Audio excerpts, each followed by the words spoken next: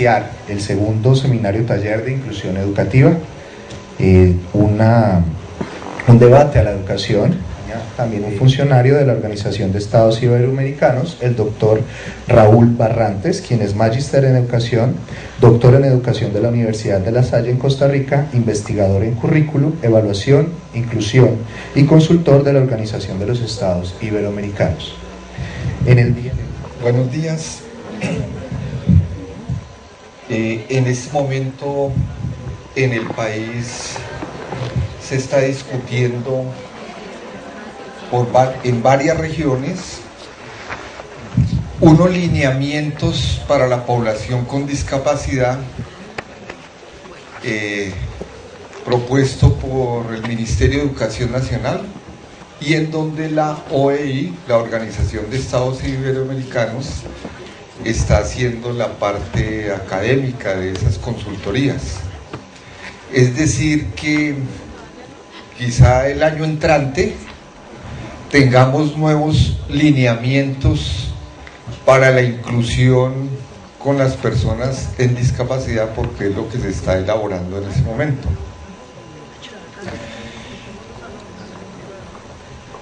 La educación inclusiva plantea unos retos que son revolucionarios, digamos, que va a ser un cambio de mirada hacia la escuela y a lo que hace el maestro.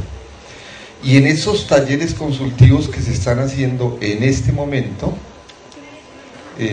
esta semana se hizo en Medellín, la semana pasada en la costa, lo que están midiendo es la posibilidad de a qué nos atrevemos, hasta dónde es posible introducir unos cambios de la atención de la población con discapacidad. Porque no es suficiente que desde una oficina alguien diga hay que hacer esto, si no están las condiciones en la escuela y en los maestros, y no está el ambiente para introducir unos cambios. Y uno de esos cambios tiene que ver con que discutamos a qué le llamamos inclusión y ponernos de acuerdo a qué le llamamos inclusión. Y porque si le llamamos inclusión a lo que veníamos haciendo, entonces no hay ninguna novedad. Entonces por ahí empieza el asunto. ¿A qué le estamos llamando inclusión? Es un concepto nuevo, acuñado en los organismos internacionales que hablan de educación, y como parece una novedad, ¿qué es lo que se hace desde la escuela? Empezar a llamarle a lo que ya se ha hecho y lo que se está haciendo inclusión, y en ese caso, entonces ahí está la inclusión, no más. Es asunto de extender lo que ya se está haciendo. Sin embargo, el discurso de la inclusión significa, por lo menos en el discurso, otras cosas distintas, y esas otras cosas distintas es lo que hay que poner a prueba en el país. Es decir, que inclusión no es atención a necesidades educativas especiales. Inclusión no es integración. Si así fuera, entonces estamos hablando de palabras sinónimas y simplemente reemplazamos una por otra y listo, ¿sí? Es como cuando se empezó aquí a hablar en el país de currículo. Si lo vemos sinónimo de plan de estudios, entonces sobra uno de los dos términos, ¿sí? Sigámosle llamando a plan de estudios a los contenidos que se pasan por la educación básica y media.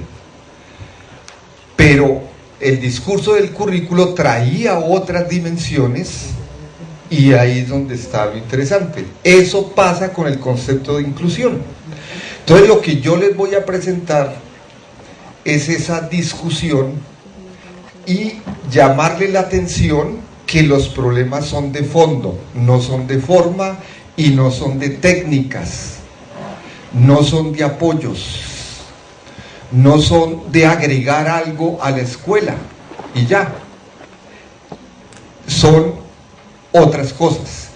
Pero esas otras cosas hay que ver si es posible que funcionen o no funcionen en la institución escolar.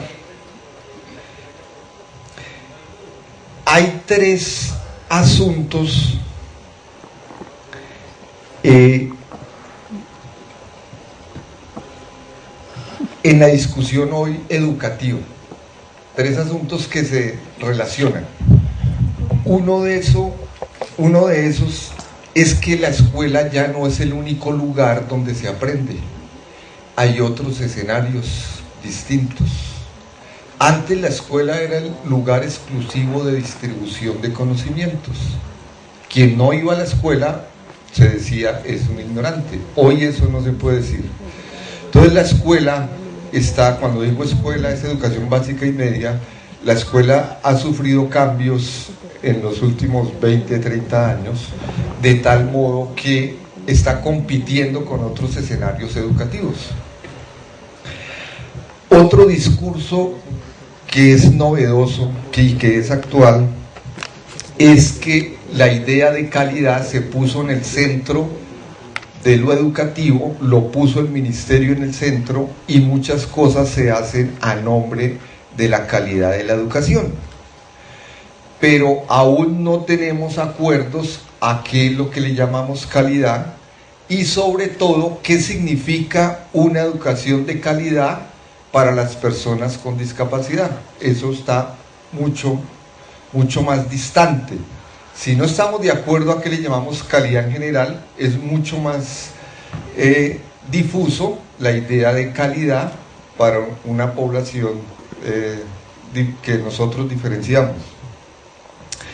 Y el tercer asunto es que la idea de calidad con la inclusión cambiaría.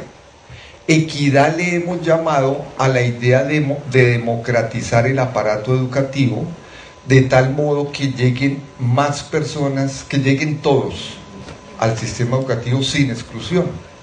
A eso le hemos llamado equidad.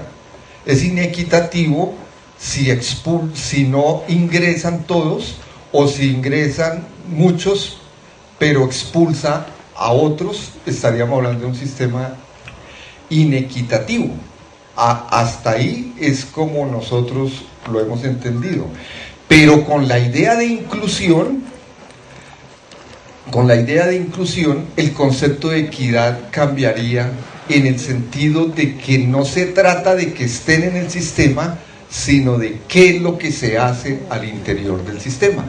Porque pueden estar allí, pero sigue siendo discriminatorio. Entonces es eliminar la discriminación. ¿Eso qué significa? ¿Sí? La pregunta general que hay que formular es si hay alguien que no tenga derecho a la educación. Porque si decimos que la educación es para todos, no estamos hablando de excepciones. Pero si empezamos a hacer excepciones, nos toca decir que el derecho a la educación es para casi todos. Y eso trae consecuencias. Que estén todos significa cambios en el sistema educativo y en la escuela, que es lo que no ha hecho las necesidades educativas especiales ni ha hecho la integración. Se ha avanzado en atención a la población con discapacidad, cierto, pero esos avances tienen unas limitaciones, y es que se hace con el sistema que está y con la escuela que está, es decir, sin hacer ningún cambio. O sea, los colocamos por ahí, como se pueda, y pongámosles una aula para que alguien los atienda, pongámosles a un profesor para que alguien los atienda, y que en la escuela no suceda nada, además de tener a otras personas. Pues el discurso de la educación inclusiva lo que propone es que hay que cambiar la escuela y hay que cambiar el sistema educativo. Eso es lo que propone la educación inclusiva. Y hay que ver hasta dónde somos capaces de cambiar el sistema y la escuela. Yo voy a darles algunas claves de lo que significarían esas transformaciones.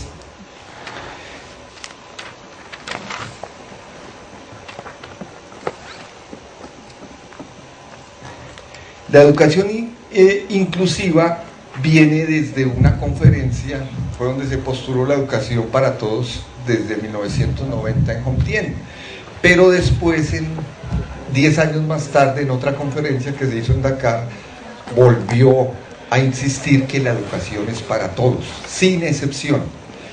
Y una conferencia internacional en España, posteriormente, explícitamente dijo que las personas con discapacidad tienen derecho a estar en la educación, pero no solo derecho de ingresar, sino en igualdad de condiciones. Esa frase parece interesante, pero eso tiene consecuencias en la escuela y en el sistema. Y son consecuencias que mueven la institucionalidad. Y se trata de dar respuesta a cómo y qué se hace con unas personas que están en una condición particular, pero va más allá de pensar a unas personas con una condición específica. Y eso implica unos cambios, por ejemplo, desde el punto de vista de la cultura que tenemos, ¿sí?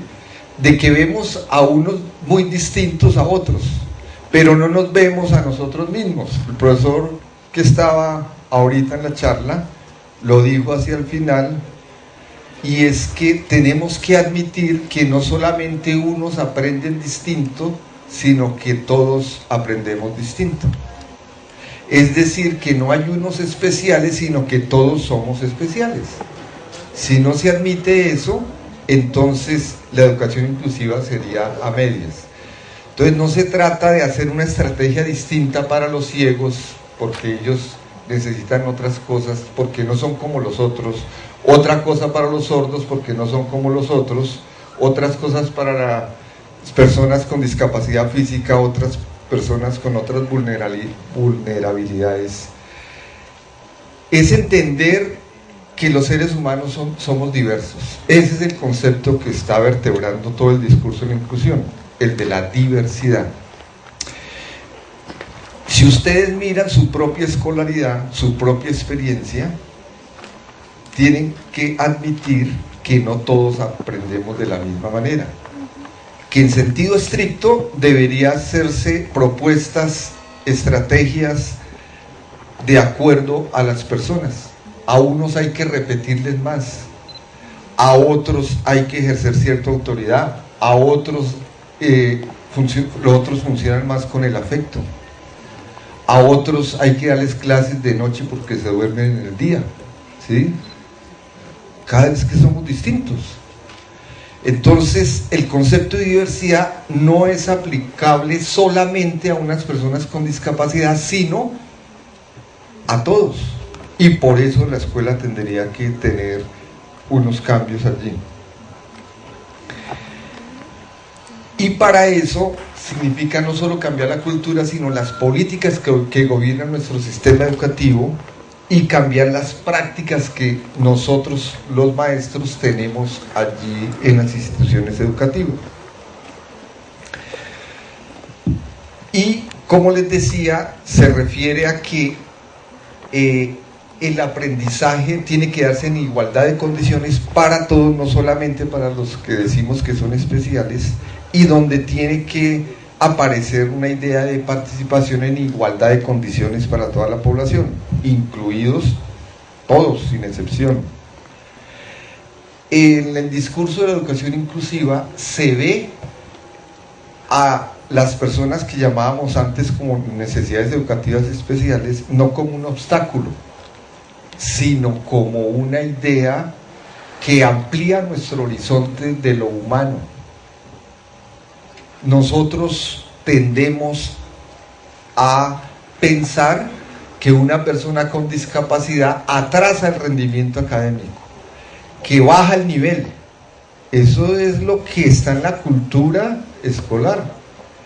Desde el discurso de la educación inclusiva se dice, mírelo desde otro ángulo. Usted amplía la idea de lo humano si es capaz de vérselas con la diferencia. Y hay algunas experiencias, muy pocas, en donde se da cuenta de que eso no es tan cierto, de que unos que no aprenden como los otros atrasan a los demás, porque es que nos estamos fijando en unas poblaciones distintas, pero si uno se fija en los compañeros que tiene al lado, también hay que admitir que algunos, si se trata de atrasar el rendimiento académico, hay unos más vagos que el resto y que incluso más allá de los que tienen discapacidad, esos atrasan más el rendimiento académico.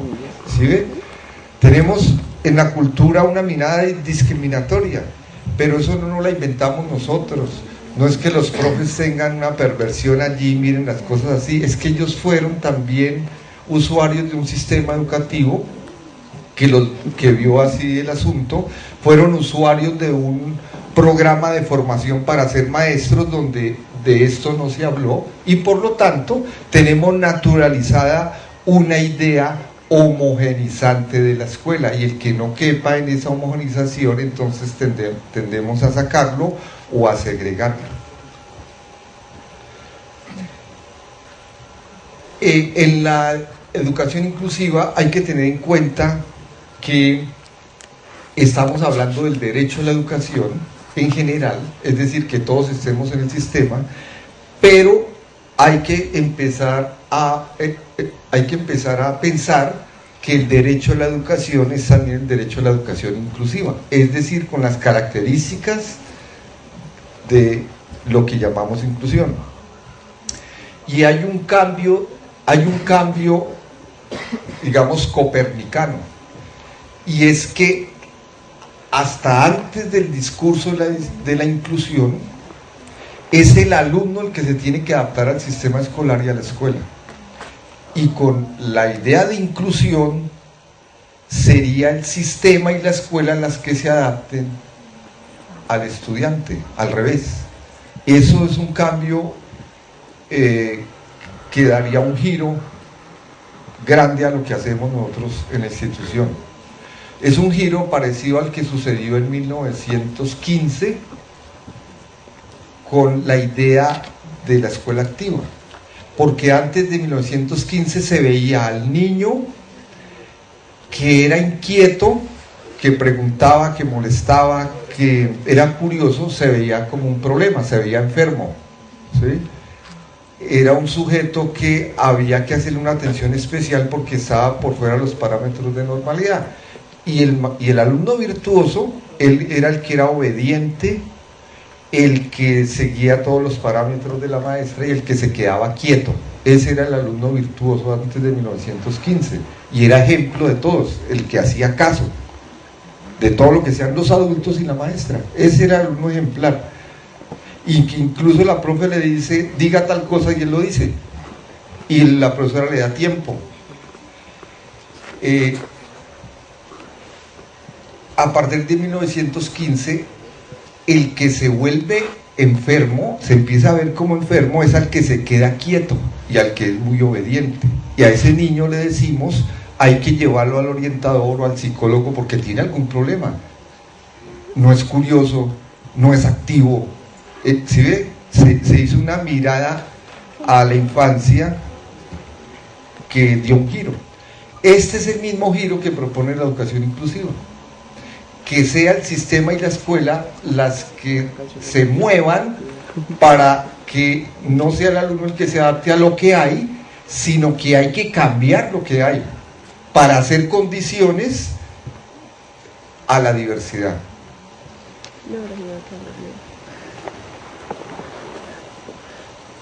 Hasta ahora la formación de maestros ha sido con programas, con diplomados, con un asunto compensatorio. Es como si en la formación del maestro faltara algo y entonces hay que proporcionárselo.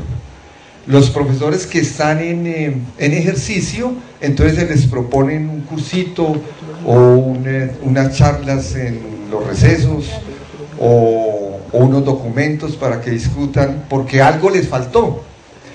Pero lo que hemos encontrado en la formación inicial es que también ocurre lo mismo, que se mantiene una idea de formación de maestros igual y en el mejor de los casos se agrega algo que tiene que ver con la discapacidad. En ese sentido lo llamamos compensatorio y en ningún caso está centrado en los asuntos propiamente de la pedagogía, es decir, del saber propio que debe tener uno como maestro, sino que tienden a ser programas con una orientación clínica, es decir, a ver al otro como enfermo para que le ayude.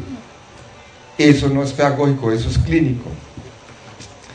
Y ha sido más capacitar a alguien que pensar la escuela que necesita la diversidad y el maestro que necesita la diversidad. Nosotros en la OE hicimos un programa con las escuelas normales de Cundinamarca y facultades de educación. Y nos preguntamos estas cosas: ¿qué contenidos, prácticas, qué investigaciones se requieren para colocar en la formación inicial de maestros, de tal modo que no sea un asunto compensatorio, sino que sea más vertebral a la formación de maestros? Y ahí obtuvimos unos resultados con las escuelas normales y encontramos que efectivamente hay unos asuntos de fondo que significa volver a pensar cómo se están formando los maestros para la escuela de hoy y para la escuela del futuro. Seguimos formando maestros para la escuela que tenemos. Entonces aquí va a significar pensar qué es la diversidad, cómo vemos hoy al ser humano y qué cambios son necesarios de introducir. Hay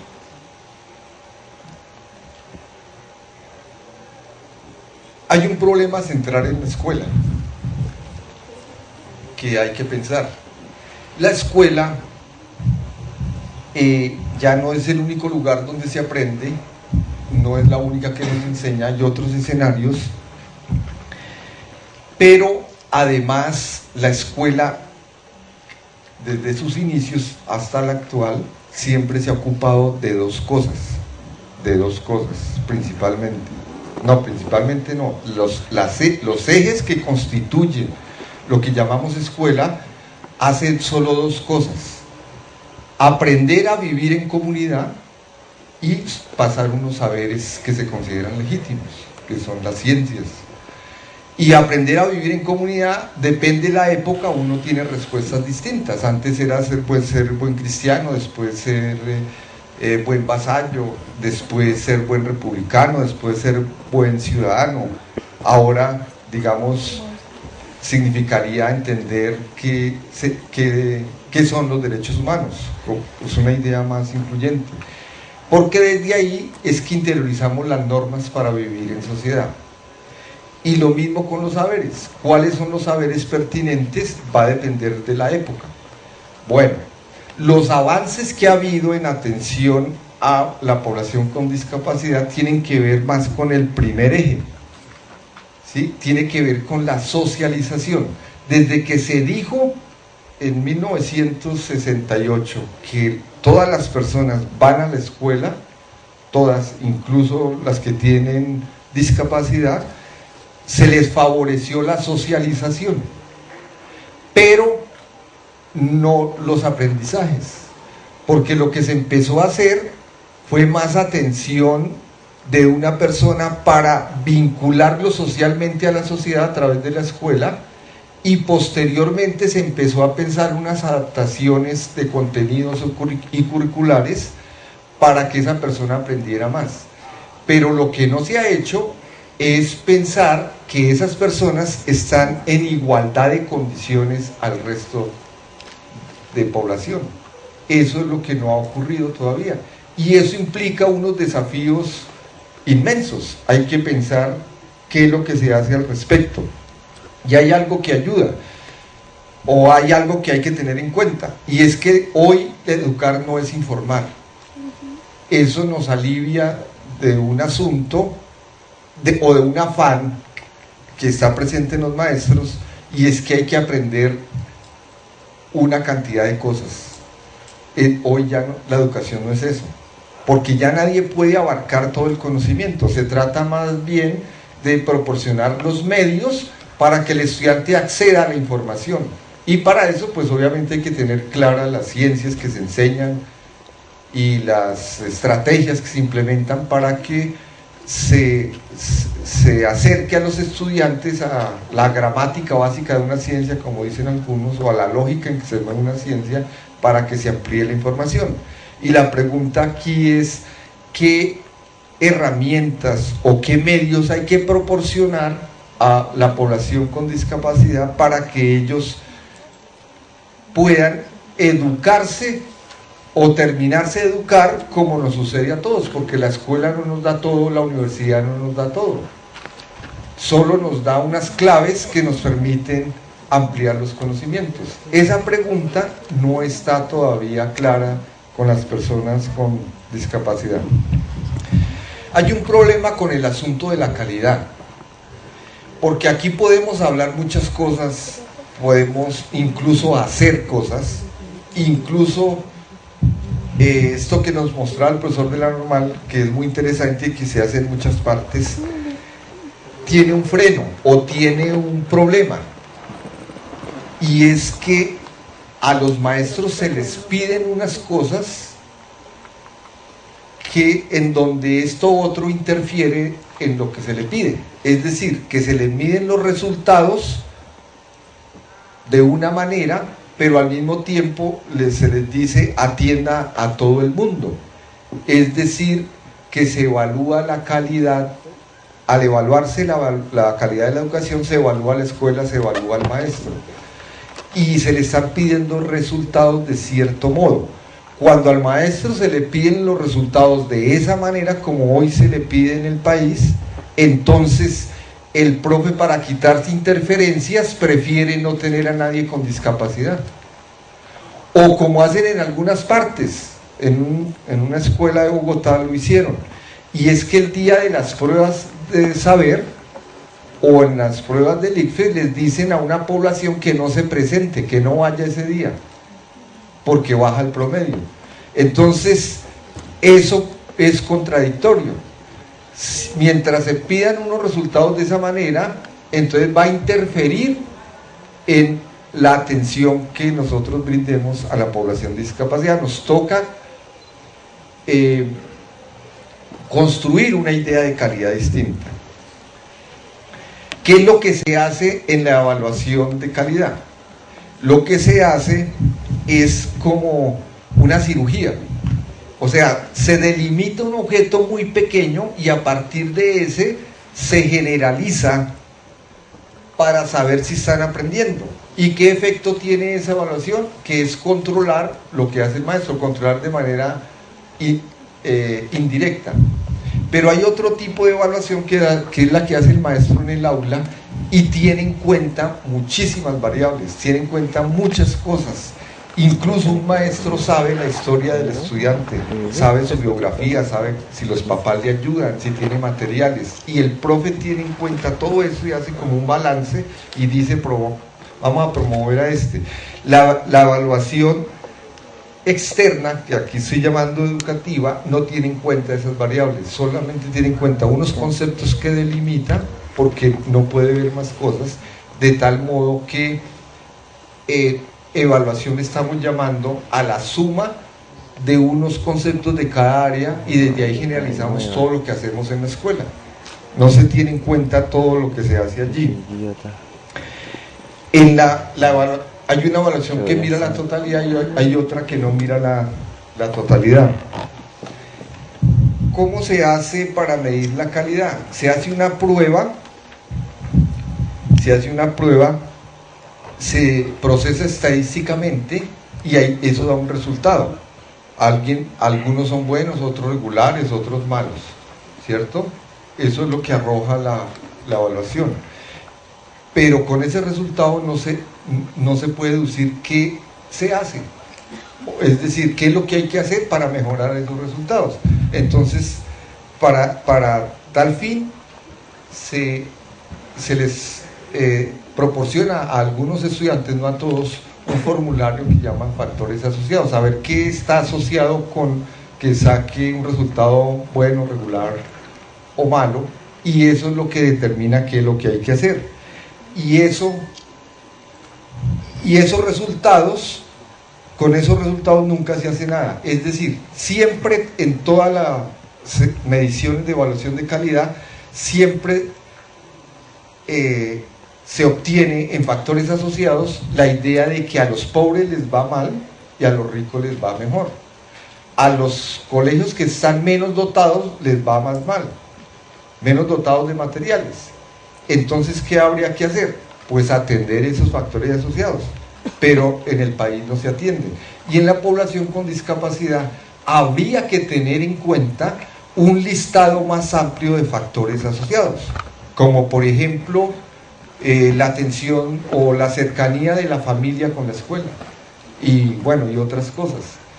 Entonces, estamos hablando aquí de un tema de calidad porque se vuelve contradictorio con una idea amplia de atención de la discapacidad, y sobre todo aquella que pone en el centro una idea de diversidad. Al colocar la idea de diversidad como vertebral, no podríamos seguir haciendo esas evaluaciones de calidad, y sobre todo no haciéndoles el uso político que se les hace.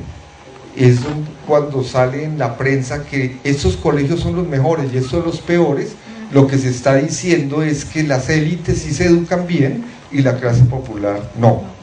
Eso es la imagen que queda hacia la sociedad. Pero si en la escuela pública uno se las tiene que ver con la heterogeneidad y con la diversidad, no lo pueden seguir midiendo de esa manera. Entonces, ese es un cambio que está implicado en el sistema educativo, la mirada a la calidad de la educación, y sobre todo construir un concepto de calidad distinto. Bueno, pero ¿de cuál escuela es que estamos hablando? La escuela tiene unas características que le han sido propias, y que si nosotros no entendemos esa lógica en la que está, vamos a seguir haciendo lo que venimos haciendo, que es agregar cosas. Es decir, si queremos atender a la población con discapacidad, entonces busquémosle un lugar y un momento y un sitio y pongámosla ahí al lado de los otros. Y de pronto, en el mejor de los casos, nombremos otros maestros y hagamos algo con ellos, por ahí al lado. ¿Sí? La escuela tiene unas funciones y unas condiciones. Esas hay que entenderlas para saber qué es lo que hay que modificar en la escuela, qué hay que cambiar en función de una población que por ahora lo que se tiene es, digamos, agregada sin modificar nada de la escuela y del sistema educativo. La escuela tiene una función social, una función pedagógica y unas condiciones en que eso se hace. Y estoy hablando desde la primera escuela hasta la escuela actual. La escuela, en su función pedagógica, hace dos cosas que son simultáneas y contradictorias al mismo tiempo. Y es que enseña unas cosas, pero al mismo tiempo tiene que disciplinar a la población a la que se dirige, o sea, tiene que inventarse unos mecanismos organizativos para que los que lleguen ahí atiendan el conocimiento. Ningún niño ni ningún joven va con la pretensión clara de aprender. Tiene la idea de que allá algo se aprende, pero es distinto al mundo universitario, donde la gente tiene más claro que allá le va a sacar un producto que va a depender también de él, ¿sí? Y que no hay que estar diciendo cállese, siéntese, éntrese. Eso hay que hacerlo menos, hay que regular menos a la población. En una escuela uno se la pasa más haciendo regulaciones a la población que pasando un saber. Entonces eso es importante saberlo, que hay funciones que se dan simultáneas y que se contradicen, digamos, y se anulan muchas veces. Entonces se necesitan hacer condiciones para que la gente atienda al saber. Esas condiciones hay que pensarlas para la población con discapacidad, sobre todo porque un postulado de la educación inclusiva es de estar todos juntos, no al lado, sino juntos. Lo que decía el profe de la escuela normal es algo que, digamos, quiere superar la educación inclusiva, acabar las aulas de apoyo. No es ponerlos ahí al lado, es estar en el aula con todo el mundo. Porque cambiar la idea de equidad en la educación significa igualdad de condiciones, nada de segregación, nada de tenerlos por ahí al lado, es tenerlos con nosotros en el aula. Y por lo tanto, la manera de como tenemos nosotros configurada la escuela cambia necesariamente. La escuela en su función social hace dos cosas simultáneas y también contradictorias, porque trabajamos con grupos de 30, 40, aunque eso le han venido bajando. La primera escuela en Colombia fue para 500 personas, una persona para 500 alumnos. Eso es el sistema lancasteriano. Y se le fue bajando y hoy vamos, digamos, en 40, 30, no sé, 50 tal vez. Pero aún así es masivo, aún así son varios, aún así se nos dificulta mirar a cada uno en sus procesos particulares de aprendizaje. Y aunque se nos dificulte, el padre de familia le pide cuenta no por el grupo. Un padre de familia nunca llega a decir cómo le fue al grupo o al curso, no, cómo le fue al hijo de él.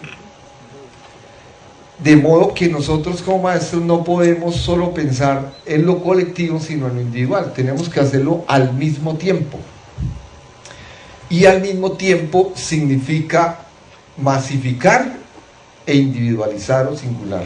Y eso lo sabe hacer un maestro, con su experiencia termina haciéndolo de alguna manera. Atiende a todos y a cada uno. Sin embargo, una novedad que trae la educación inclusiva es debilitar la pretensión homogenizante de la escuela. Es decir, vernos a todos iguales, sino más la idea de vernos a todos distintos, que es la diversidad.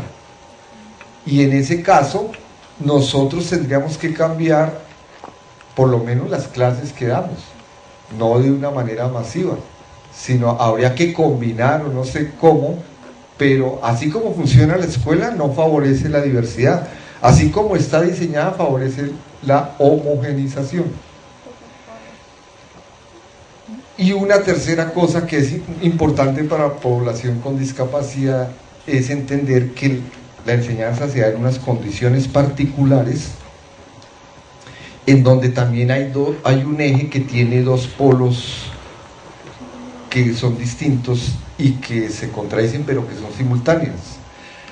La escuela es una propuesta de abstracción de unos aprendizajes universales, pero que se dan en unas condiciones particulares contextuales, en una cultura particular, con unas ideas particulares que tienen los estudiantes y el maestro.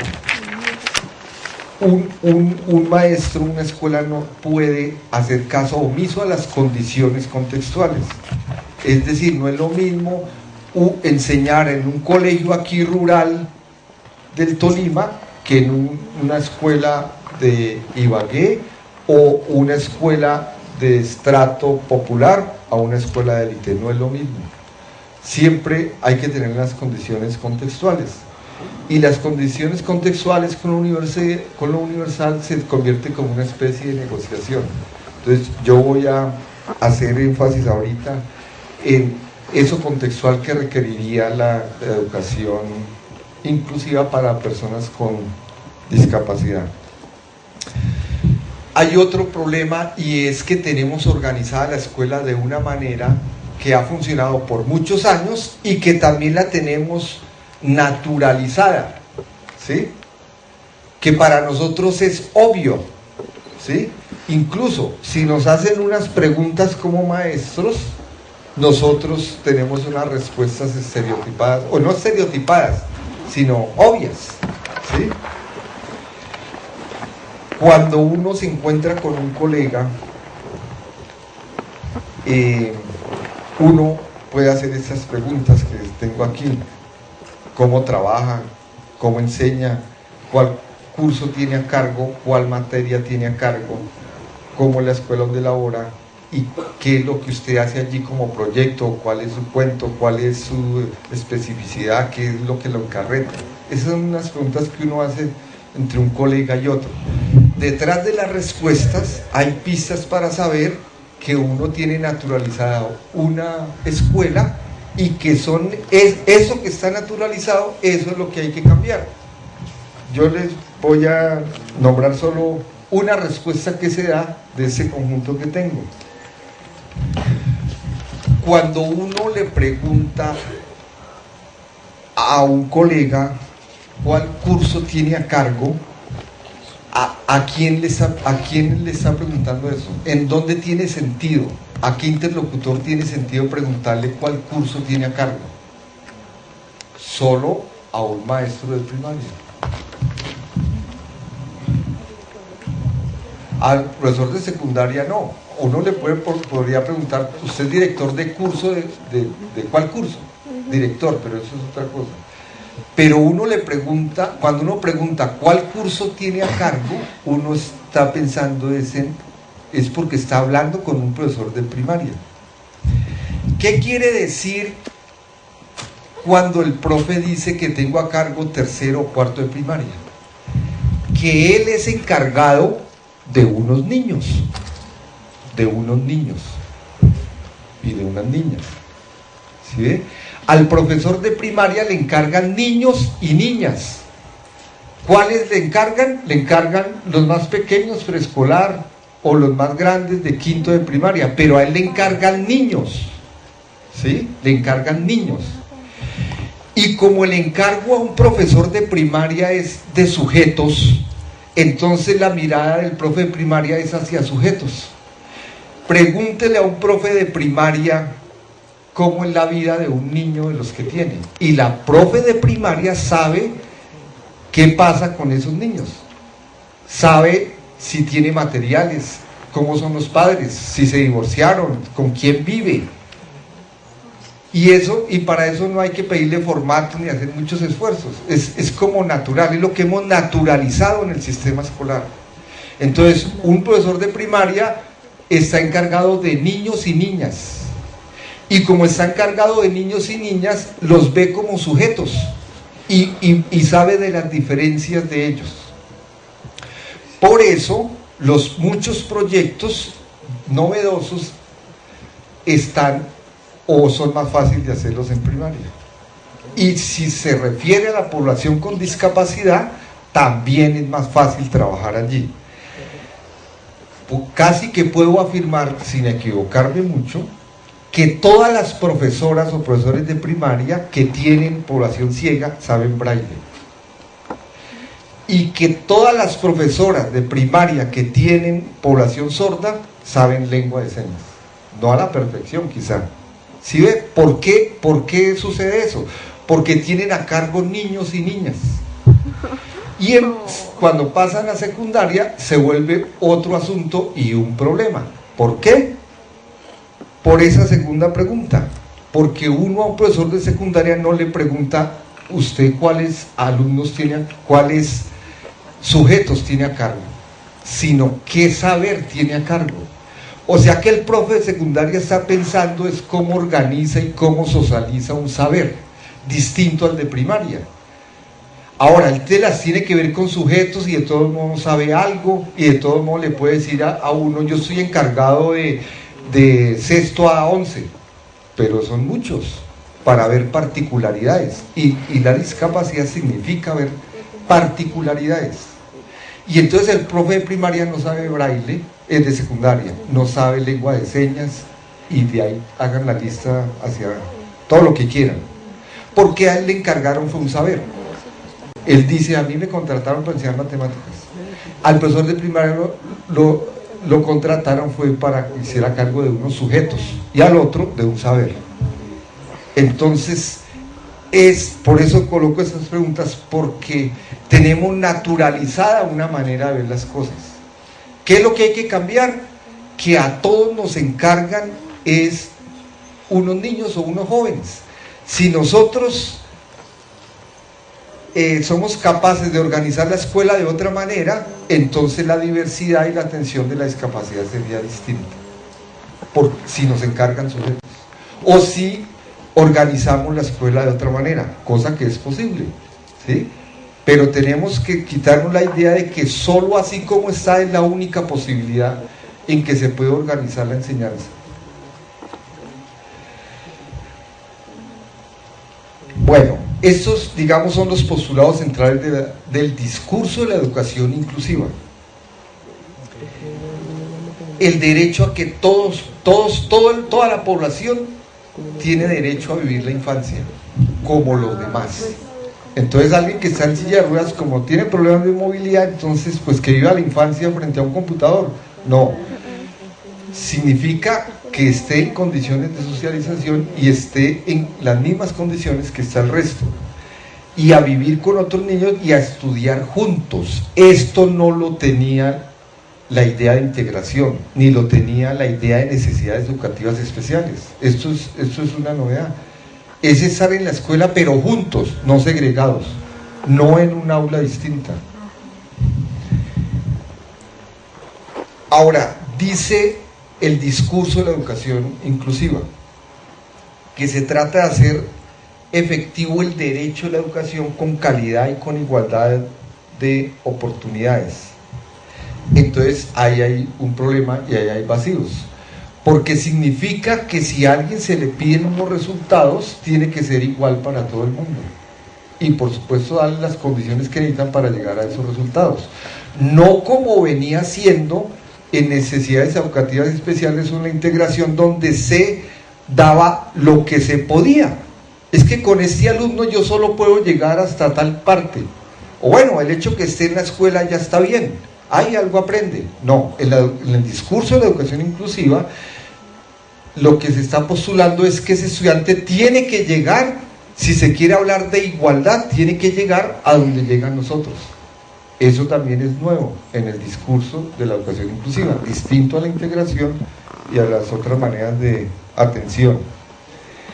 Y que la educación se impartiría en escuelas regulares, sino escuelas especializadas o escuelas distintas por población, aunque aquí hay que hacer una excepción, y es que la población sorda viene reclamando hace mucho tiempo escuelas de primaria para ellos solamente, y tiene sentido ese reclamo, porque como allí es un problema de lenguaje, ellos necesitan desarrollar el lenguaje y necesitan desarrollar una identidad cultural que se da a través del lenguaje, y para eso necesitan pues comunicarse con otros, y ellos se comunican obviamente mejor, y su grupo natural son la comunidad de sordos.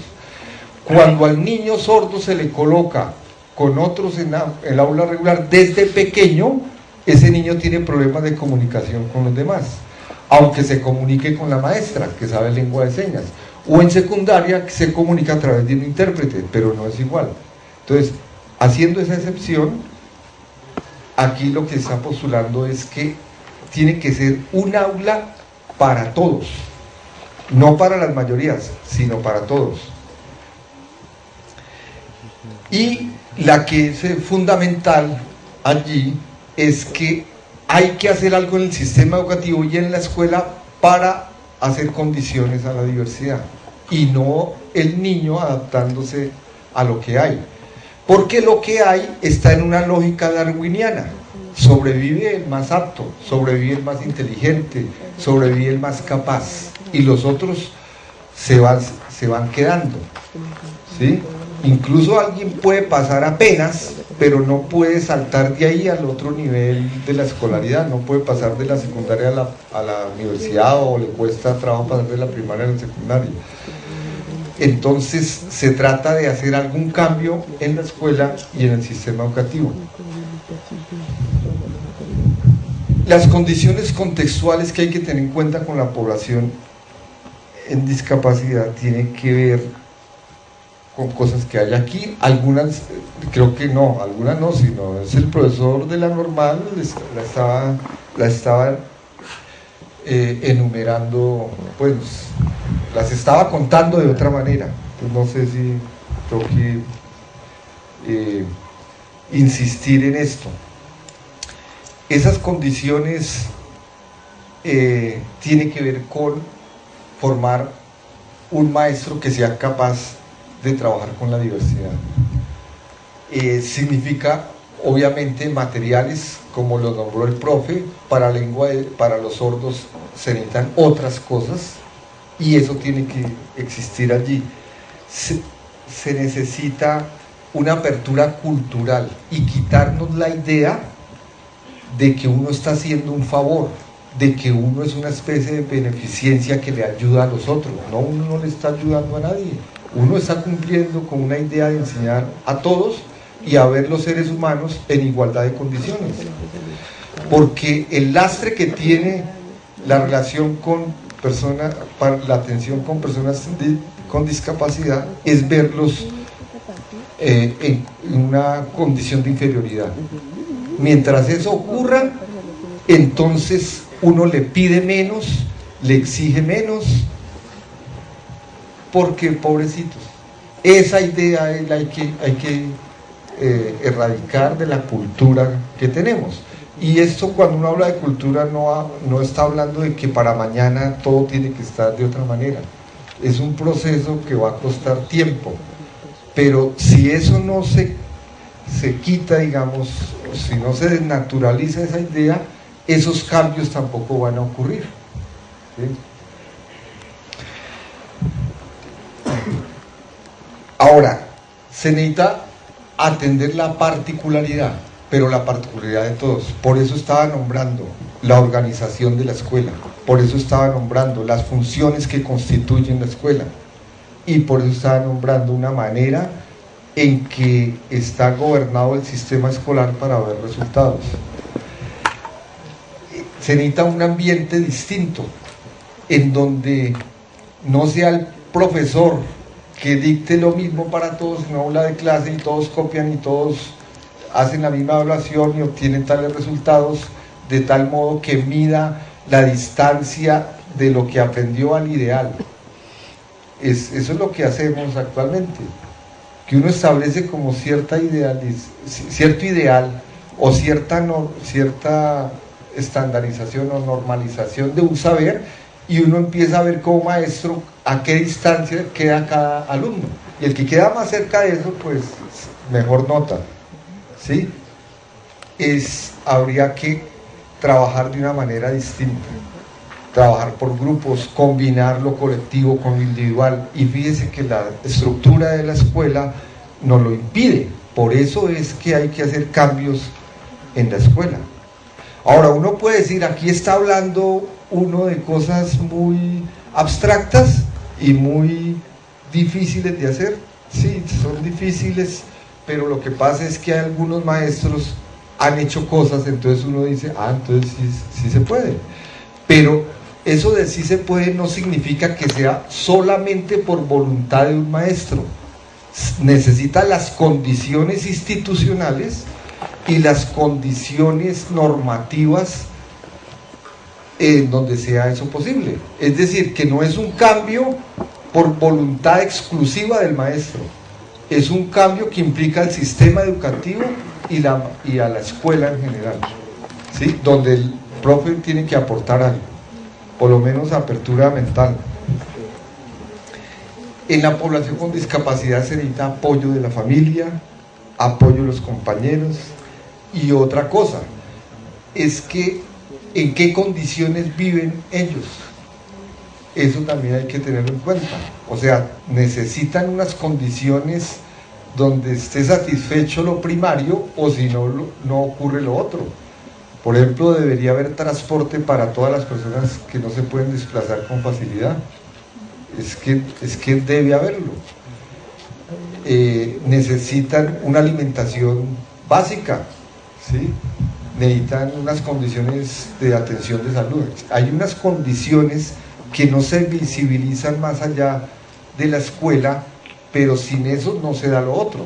El profe decía, hemos detectado 5 personas con invidencia, pero hay 200 y pico y están por allá escondidos. Ah, bueno, es porque quizá haya condiciones insatisfechas que impiden, y condiciones culturales que impiden que llegue a la escuela.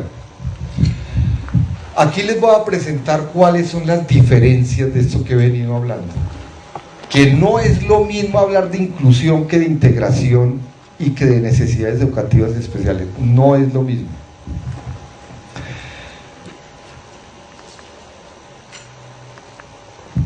Esas diapositivas yo creo que las dejamos acá para que ustedes las impriman o las puedan ver.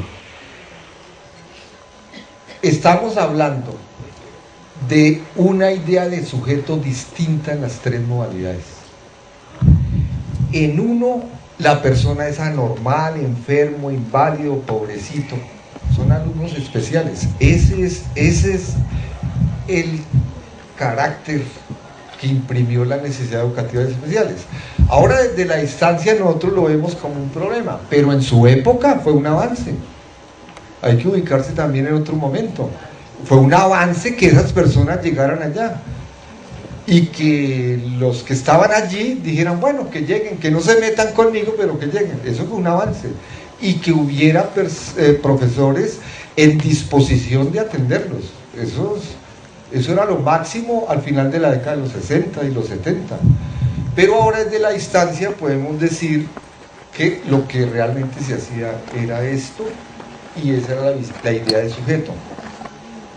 En la idea de integración se veía la limitación, la discapacidad, pero tenía una delimitación, eso tenía una frontera, y es que se mira al sujeto hasta lo que se puede hacer con él. ¿Sí? Perdón, se mira al sujeto con aquello que es posible hacer con él, y por lo tanto se tiene que tener la diferencia entre él, qué es lo que puede hacer y qué no puede hacer. ¿Sí?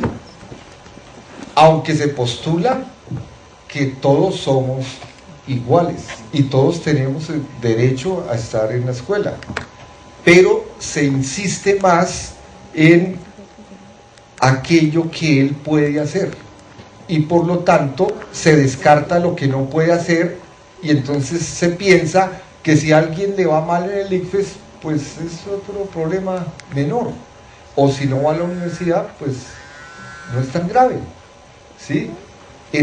Con el discurso de la educación inclusiva, la idea de sujeto cambia en el sentido de que ya no son unos los que veríamos distintos, ¿sí?, sino que ahora seríamos una mirada al sujeto de la diversidad, es decir, todos somos distintos y todos aprendemos distintos, todos tenemos necesidades educativas especiales o específicas, como quieran. Entonces, no estamos hablando de la misma idea de sujeto. Ahora, ¿qué es lo que se interviene? Eso también cambia con los 3 modelos. Lo que se interviene, o el foco que se coloca de la intervención en la primera mirada hacia la discapacidad, es una mirada clínica asistencial.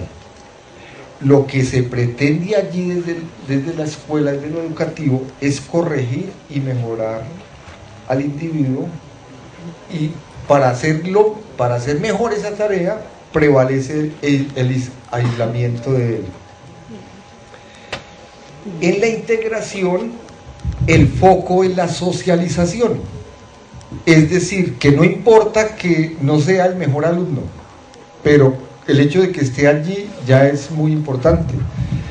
Entonces hay una mirada donde se combina lo psicológico, es decir, una mirada al individuo con lo pedagógico, con sus posibilidades, con las estrategias, con todo lo que les estaba contando el profesor de la normal, es en el paradigma de la integración y adecuaciones de condiciones del sujeto. Todo lo que contó el profe son adecuaciones, que son un avance también muy importante. Creo que no alcanzó a hablar de todas las tecnologías que tiene. Y lo mismo en la población sorda, hay cosas muy interesantes. Por ejemplo, closed caption es un avance muy interesante. Los sordos también tienen teléfono para comunicarse. Esos son avances tecnológicos muy importantes, son adecuaciones a las condiciones del sujeto, pero siguen prevaleciendo, son los procesos de socialización y no de aprendizaje. Y en el discurso de la inclusión, entonces, la adecuación es de la escuela y del sistema, y ya no es solo socialización, sino también que aprendan lo que aprenden los demás. Y para eso se requiere una mirada a las políticas educativas, hay que mirar no solo al sujeto, sino a la familia, a la sociedad, en el sentido de que allí también hay interiorizada una cultura que hay que combatir. La función social en los tres modelos cambia.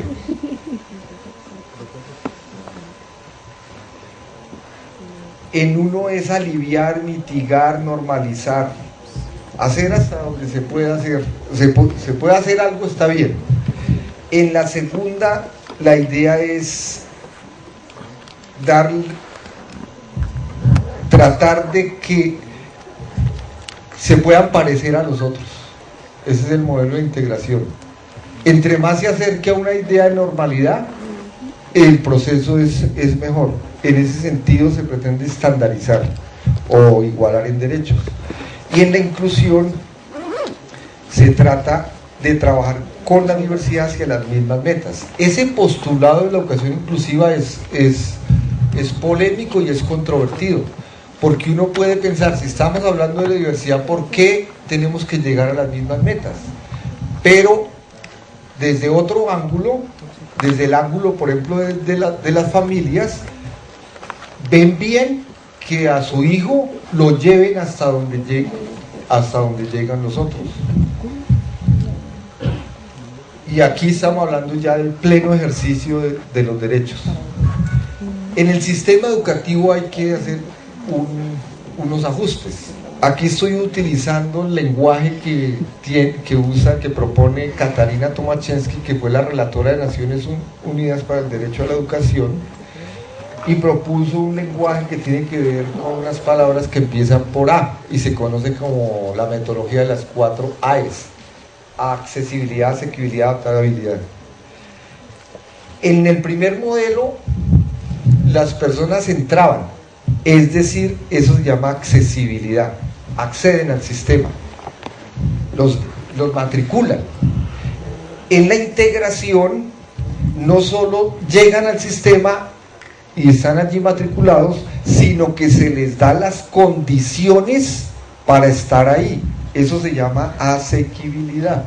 No solo entran, sino que hay condiciones. O sea, cuando hay braille, lengua de señas, todo eso, son condiciones para que ellos permanezcan en el sistema. Pero el aula no se modifica. En la primera estamos hablando de una aula especial, y en la segunda es un aula donde el alumno se integra, significa llevarlo a donde están los otros, pero sin hacer nada en el aula. Y en el discurso de la inclusión habría otras condiciones, y esto de adaptabilidad y aceptabilidad tiene que ver con maestros idóneos y con una idea de calidad igual para todos, que digo yo está por construirse. El saber de la intervención cambia en cada modelo. En uno es especializado, incluso había que estudiar, creo que todavía existen esos programas de educación especial, y son esos los profesionales idóneos para atender esa población, nadie más. En la integración, ese especializado no es el único que se encarga de la educación, es el profesor del aula de apoyo, o sea, ayuda, de manera que allí se combina lo especializado con lo pedagógico. En la inclusión habría una combinación de las dos cosas.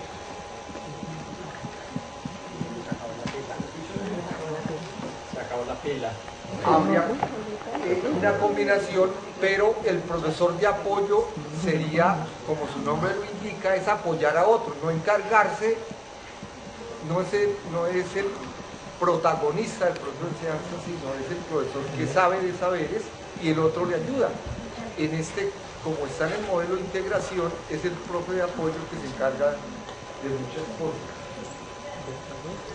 En lo que se enseña, en uno es funcional, es decir, aquello que solo el individuo debe para hacer, digamos, lo mínimo.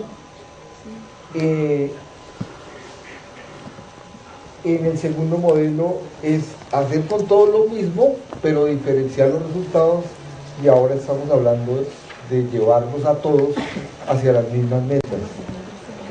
El papel del apoyo antes era el único responsable de la atención, después hay una idea en que el maestro de apoyo ayuda al profe encargado, y en la institución el aula de apoyo dejaría de funcionar, pero no el profesional de apoyo. Bueno, para terminar, quiero decir esto: estos cambios no pueden darse de un momento a otro. Será un proceso progresivo, de poco a poco, de ir aclarando cosas y de irlo instalando en las escuelas normales, en las facultades de educación, mirando hacia adelante. Nadie puede pedírsele en este momento que deje de hacer lo que hace y haga una cosa completamente distinta. O sea, eso no es posible, saltar al vacío, porque el profe no va a aceptar, ¿sí? Ni tiene las condiciones. Entonces, por eso hablamos de algo muy progresivo. Y también es importante que las cosas no se asuman de manera automática. O sea, que porque eso dicen los organismos internacionales, que es educación inclusiva, entonces es exactamente, nosotros nos encargamos de ejecutar algo que dicen otros. Toca mirar cada cosa que dice ese discurso, a ver cómo lo entendemos, cómo lo interpretamos, qué es posible, qué queremos hacer, qué tipo de sociedad queremos hacer, qué tipo de estudiantes queremos formar. Eso hay que pasarlo por la reflexión. No se trata, digamos, de que nos vamos a poner solamente en la función de ejecutores. Como en el discurso de la educación inclusiva estamos hablando de una propuesta ideal, pues tiene límites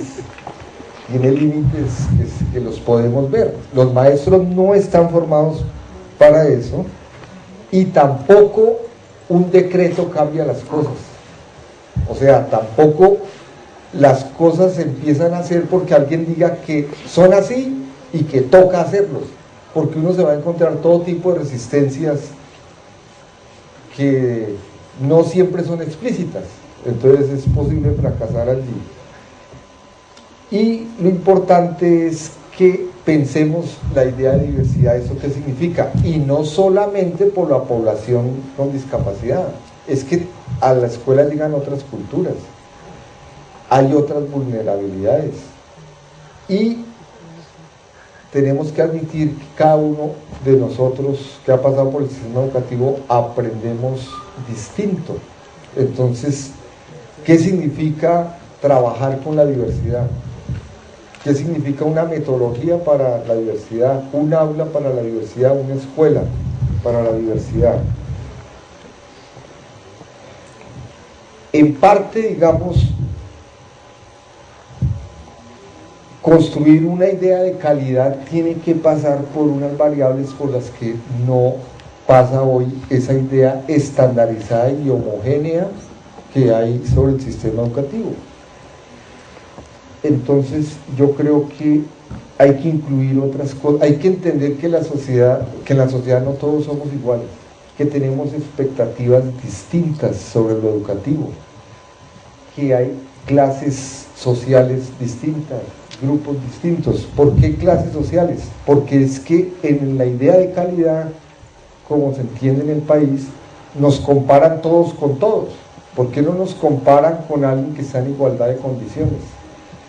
Por ejemplo, en Bogotá comparan barrios de Ciudad Bolívar con el Gimnasio Moderno. Entonces el Gimnasio Moderno, que es donde es colegio de élite, aparece de quinto lugar, y una escuela de Ciudad Bolívar queda en el 500. Entonces ahí está claro, ese colegio sí es bueno y este sí es malo. Todo lo de los ricos es bueno y lo de los pobres es malo.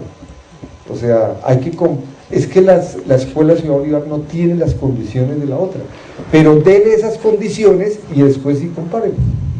Entonces yo creo que hay que mirar que la sociedad también es diversa y hay segmentos donde no hay que revolver todo con todo, ¿sí? O sea, que a través de la evaluación no nos sigan mirando con el mismo rasero, con los mismos estándares y con esa pretensión homogenizante.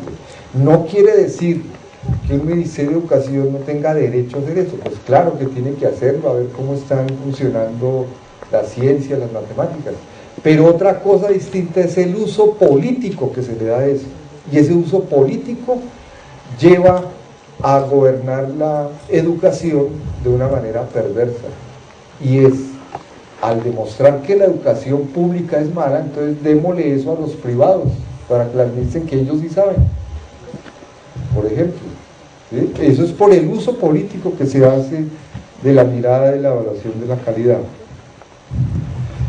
Entonces yo quiero insistir que lo que he mostrado aquí son unas ideas del discurso de la diversidad, o sea, de lo que se postula teóricamente. Pero otra cosa es coger todo esto y pasarlo por la escuela, por las instituciones escolares y por los maestros, y entonces ahí sí uno puede decir, no es un discurso, son estas posibilidades.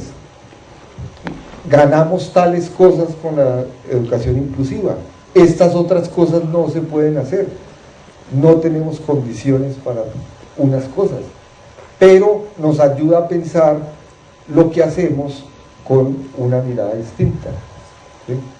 Bueno.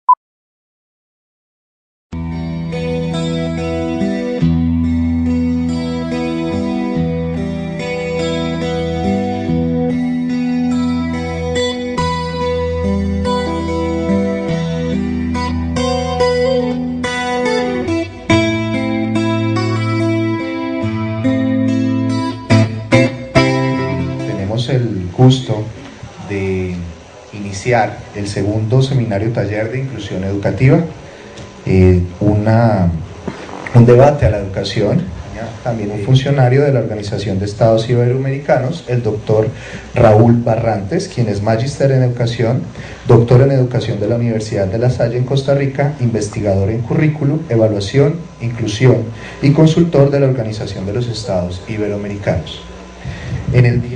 Buenos días. En este momento en el país se está discutiendo en varias regiones unos lineamientos para la población con discapacidad propuesto por el Ministerio de Educación Nacional y en donde la OEI, la Organización de y porque si le llamamos inclusión a lo que veníamos haciendo, entonces no hay ninguna novedad. Entonces por ahí empieza el asunto.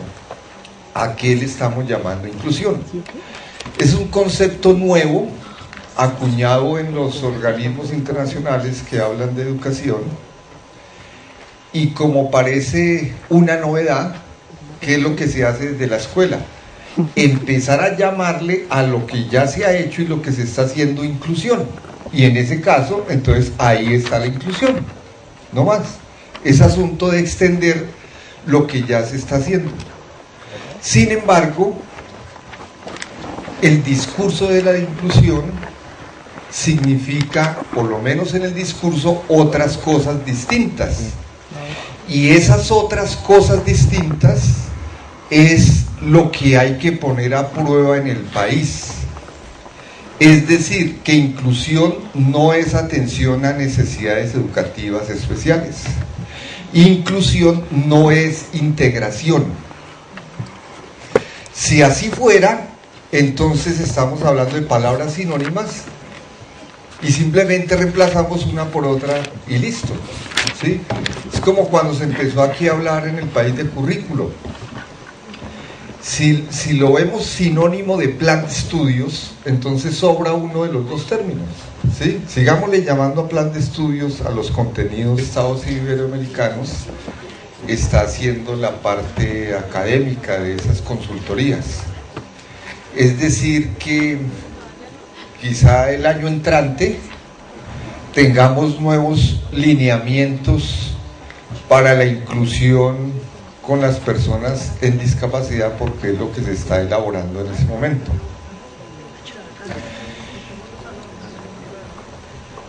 La educación inclusiva plantea unos retos que son revolucionarios, digamos, que va a ser un cambio de mirada hacia la escuela y a lo que hace el maestro. Y en esos talleres consultivos que se están haciendo en este momento, esta semana se hizo en Medellín, la semana pasada en la costa, lo que están midiendo es la posibilidad de a qué nos atrevemos, hasta dónde es posible introducir unos cambios de la atención de la población con discapacidad. Porque no es suficiente que desde una oficina alguien diga hay que hacer esto, si no están las condiciones en la escuela y en los maestros, y no está el ambiente para introducir unos cambios. Y uno de esos cambios tiene que ver con que discutamos a qué le llamamos inclusión y ponernos de acuerdo a qué le llamamos inclusión. Y media, la escuela ha sufrido cambios en los últimos 20, 30 años, de tal modo que está compitiendo con otros escenarios educativos. Otro discurso que es novedoso y que es actual es que la idea de calidad se puso en el centro de lo educativo, lo puso el ministerio en el centro, y muchas cosas se hacen a nombre de la calidad de la educación. Pero aún no tenemos acuerdos a qué es lo que le llamamos calidad, y sobre todo qué significa una educación de calidad para las personas con discapacidad. Eso está mucho más distante. Si no estamos de acuerdo a qué le llamamos calidad en general, es mucho más difuso la idea de calidad para una población que nosotros diferenciamos. Y el tercer asunto es que la idea de calidad con la inclusión cambiaría. Equidad le hemos llamado a la idea de democratizar el aparato educativo, de tal modo que lleguen más personas, que lleguen todos al sistema educativo sin exclusión. A eso le hemos llamado equidad. Es inequitativo si no ingresan todos, o si ingresan los que se pasan por la educación básica y media.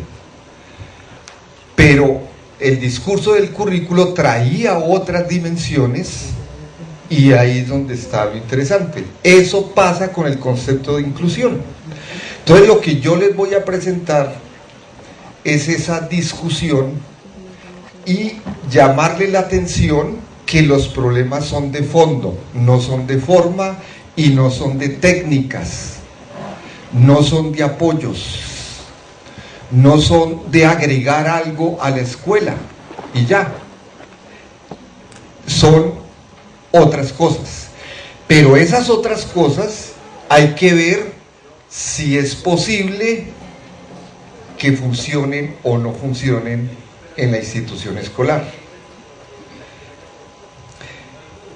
Hay tres asuntos en la discusión hoy educativa, tres asuntos que se relacionan. Uno de esos es que la escuela ya no es el único lugar donde se aprende. Hay otros escenarios distintos. Antes la escuela era el lugar exclusivo de distribución de conocimientos. Quien no iba a la escuela se decía es un ignorante. Hoy eso no se puede decir. Entonces la escuela está, cuando digo escuela, es educación básica.